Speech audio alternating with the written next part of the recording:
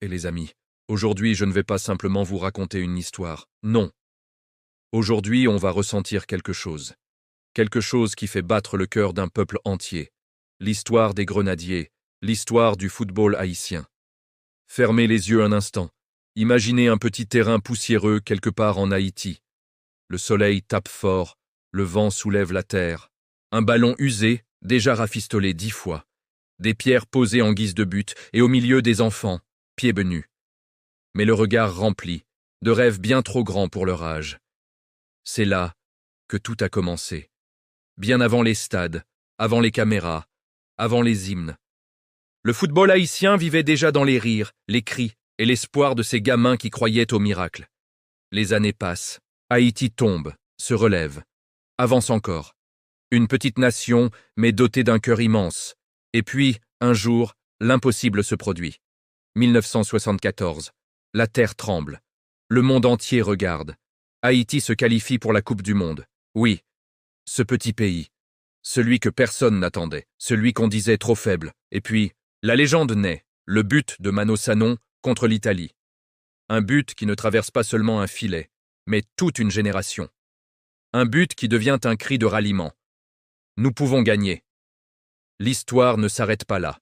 Elle se réveille de nouveau en 2019. Gold Cup. Des adversaires plus grands, plus forts, plus riches. Mais les grenadiers, eux, ils jouent avec quelque chose qui ne s'achète pas. Leur âme.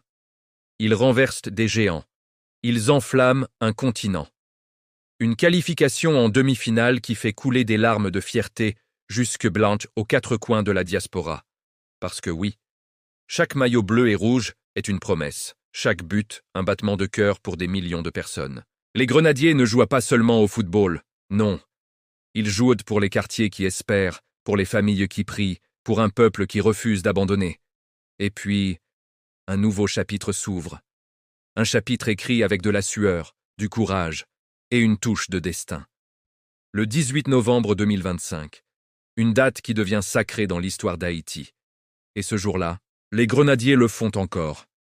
Ils percent l'ombre, brisent les doutes et décrochent leur qualification pour la Coupe du Monde 2026. Une nouvelle page. Un rappel puissant que, même quand tout semble difficile, Haïti se relève toujours. Alors oui, quand les grenadiers entrent sur le terrain, ce n'est pas seulement une équipe qui joue, c'est un pays entier qui respire avec eux. C'est une nation qui dit au monde « On est là, on est vivant et on n'abandonne jamais ». Allez les grenadiers, à l'assaut.